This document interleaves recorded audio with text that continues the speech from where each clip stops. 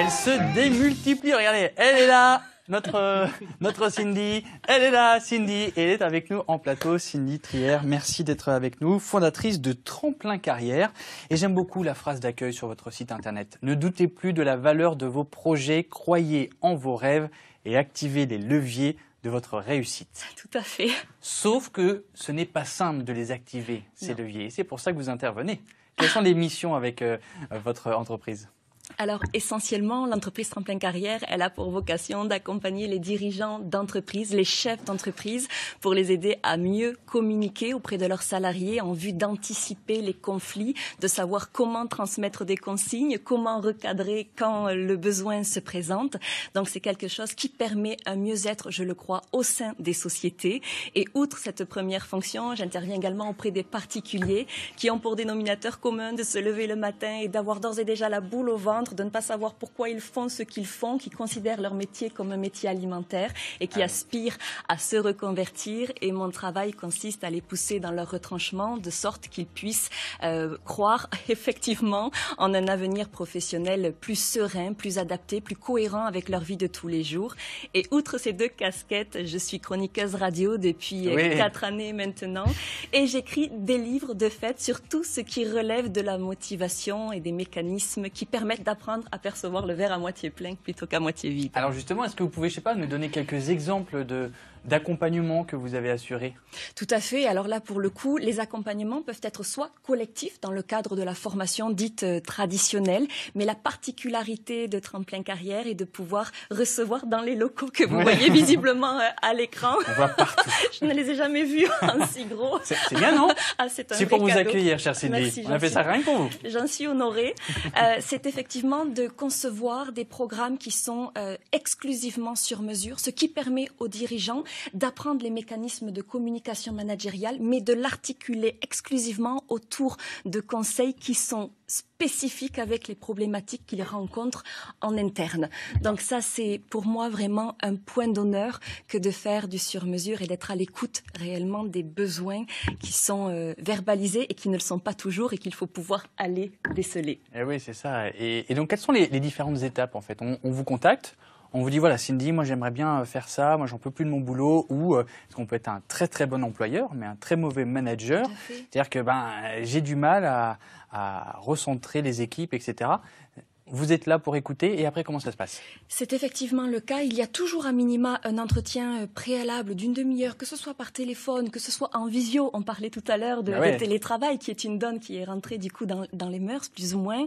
Et puis sinon, un entretien physique en face à face qui permet vraiment de laisser la personne s'exprimer et pour moi, d'essayer de prendre des notes de sorte que les choses puissent se passer un peu comme des petites pièces de puzzle qui s'assemblent et que je sois capable d'être force de proposition et de m'assurer si ce que j'émets comme hypothèse correspond bien aux ressentis et aux besoins des personnes qui me rencontrent. Et qu'après, finalement, ce puzzle symbolise notre vie professionnelle qu'on pourra encadrer chez nous et dont on pourrait être fier. Vous dites c'est joliment dit. En fait, je m'appuie sur ce que vous avez dit.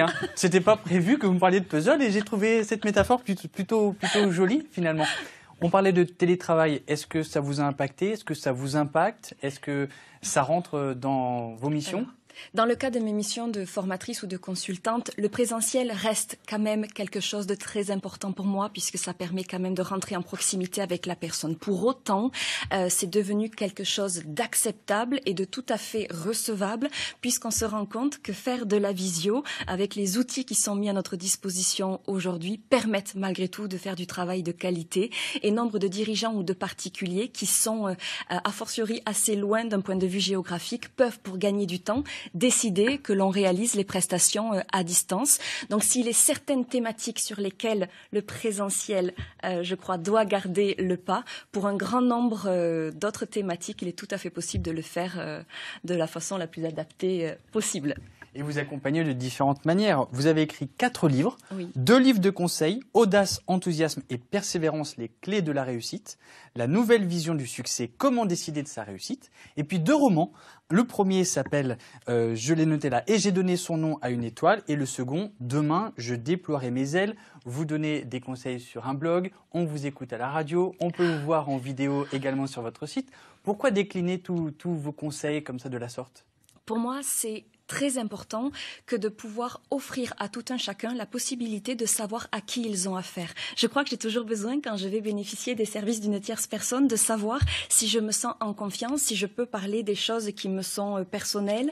Et du coup, le fait de s'exprimer en radio, de le faire en vidéo également, c'est, je le crois, la liberté offerte aux uns et aux autres de s'assurer de si ma tête leur revient et s'ils peuvent savoir. Je pense qu'il ne devrait pas avoir de problème. Vous êtes tellement lumineuse et tellement souriante que vraiment, je pense que nous tous, on a envie de vous demander des conseils pour notre future réussite professionnelle. Hein. Même si, nul doute que pour vous et pour moi, ça se passe très bien, mais on a envie de vous solliciter. Donc je pense qu'il n'y a pas de souci, votre tête reviendra aux téléspectateurs.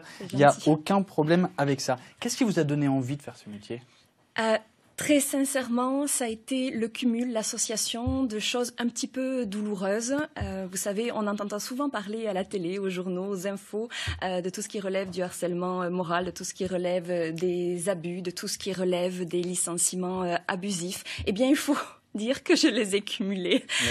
Et pendant 5-6 années, ça a été périlleux, ma vie professionnelle. Et je me suis posé la question, à un moment donné, de savoir qu'est-ce que je pouvais faire à mon humble niveau, d'une part pour me remobiliser, et d'autre part pour que ça soit utile et que l'on puisse éviter que d'autres personnes vivent les affres du métier qui avaient été les miens. Et donc, humblement, modestement, du haut de mes 1m62, je me suis dit que ça pourrait être une belle aventure. Et c'est ce qui fait que chaque matin, je sais pourquoi je me lève. Et ça, c'est vraiment important pour moi. Eh ben, dis donc, quelle abnégation. J'arrive même pas à le dire, tellement je... J'aurais pas su non plus. J'essaie d'apporter un peu de mots savants ici. L'abnégation, voilà. Merci beaucoup, en tout cas, de nous avoir apporté ce soleil et ces conseils que vous déclinez dans le livre. Et d'ailleurs, bonne nouvelle, parce que en plus d'être souriante, Cindy a décidé de vous offrir 3 de ses derniers romans.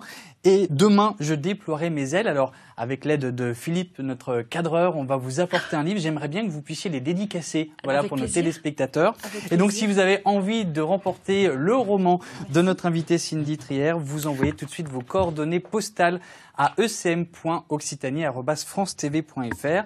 Vous marquez bien votre adresse, puisque si vous êtes sélectionné par le tirage au sort, bien sûr, nous vous enverrons les livres donc dédicacés actuellement par Cindy. J'en profite également pour donner votre site internet pendant que vous dédicacez vos livres, tremplincarrière.com, donc pour tout savoir sur notre invitée Cindy. Puis en plus, vous verrez le lieu magnifique dans lequel elle vous accueille, à Cologne, dans le Gers. Il faut absolument, rien que pour cette photo, aller voir ce site internet.